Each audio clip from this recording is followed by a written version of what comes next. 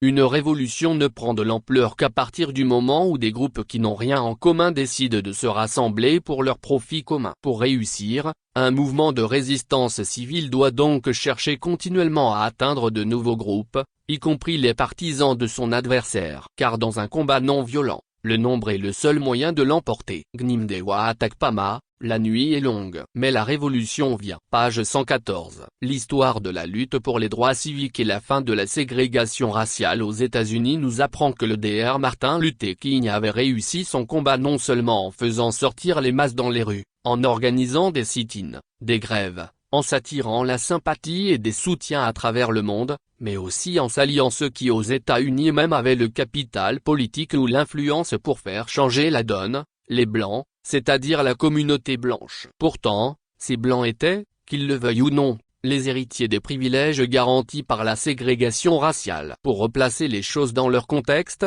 ces Blancs étaient l'adversaire, car c'était en leur nom et pour leur bien-être que la ségrégation raciale était appliquée avec son corollaire de déni des droits civiques aux Noirs et autres minorités. C'était parmi eux qu'on retrouve ceux qui s'opposaient avec une férocité incroyable aux droits égaux pour tous les Américains. Mais pour réussir sa lutte, plutôt que de se mettre à dos les Blancs, Martin Luther King et ses camarades avaient tenu à obtenir leur soutien. Et ils l'ont eu, et cela a changé le cours de l'histoire. Au lendemain de leur défaite électorale historique de 2008 marquée par l'arrivée de Barack Obama à la Maison-Blanche, les républicains s'étaient lancés dans une introspection afin d'éviter une répétition de ce scénario, en menant un vaste examen de conscience. L'une des conclusions auxquelles ils étaient parvenus, c'était que leur parti tient exclusivement compte des préoccupations de la communauté blanche et qu'ils ont abandonné depuis longtemps tout effort visant à attirer les Noirs américains dans le parti républicain, quoiqu'il y ait beaucoup de Noirs qui sont séduits par les valeurs conservatrices que défend ce parti.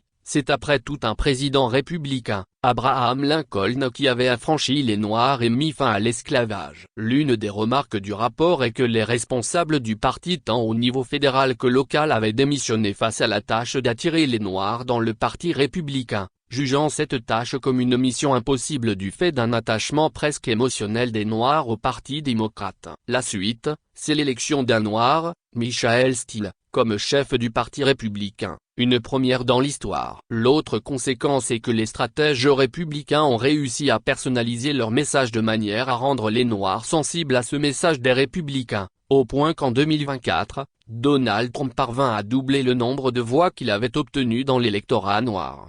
Sans entrer dans un parallélisme hexadéforme, et bien que les contextes politiques soient diamétralement opposés, démocratie américaine comparée à la dictature militaire au Togo, on peut tirer des leçons de ces alliances inédites que certains ont su former dans l'histoire afin de faire le dernier pas vers le changement politique au Togo. La politique, dit-on, est la continuation de la guerre par d'autres moyens. Pour présenter la situation de manière caricaturale, dans chaque lutte, les groupes d'individus gravitent dans des cercles, entre autres le cercle de ceux qui luttent pour une cause ou la situation désirée, ici le changement, le cercle de ceux qui s'y opposent, les adversaires, et le cercle de la majorité silencieuse. Pour remporter la bataille, le cercle de ceux qui luttent pour le changement doit réussir à s'élargir, attirer et intégrer en son sein les individus d'un autre cercle, notamment ceux du cercle des adversaires. Pour reprendre Gnimdewa dans son ouvrage ci-dessus référencé, les mouvements non violents ayant réussi,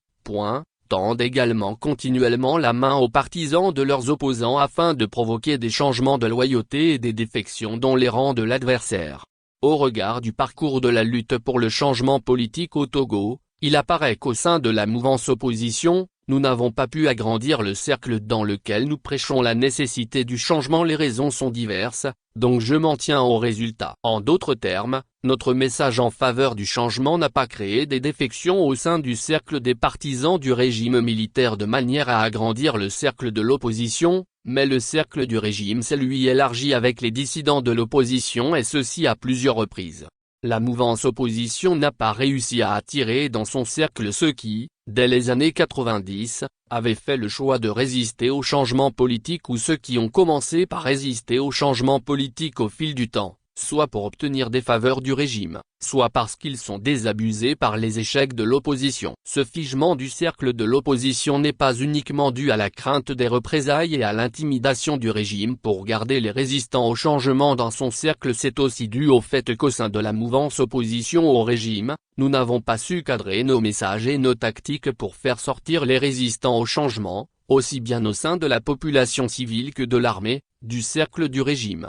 Au lieu donc de continuer par prêcher uniquement à ceux qui sont déjà réceptifs et mobilisés pour la lutte pour le changement, notre approche devrait désormais consister à nous tourner vers les résistants au changement sur la valeur du changement pour eux-mêmes, car on ne peut amener quelqu'un à changer si on ne lui montre en quoi le changement lui sera bénéfique. Au Togo, nous aimons penser que cela n'en vaut pas la peine car comme on aime répéter, eux-mêmes savent que le changement c'est pour nous tous. Mais le savent-ils vraiment? Le savent-ils assez? La répétition étant pédagogique, ne gagnerons-nous pas à le répéter au point d'en faire un véritable chantier? La balle est donc dans notre camp, nous la mouvance opposition, et chaque petit effort comptera face à ce qui s'apparente à un essoufflement de la lutte pour le changement au Togo.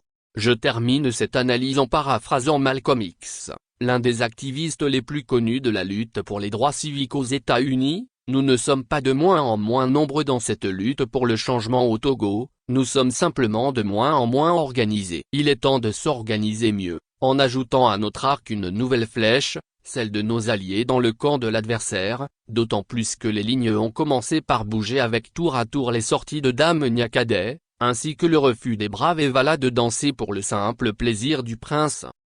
Ben Yaya New York, 24 août 2025. Source, 27avril.com. Actualité featurée d'opinion pays politique société Togo.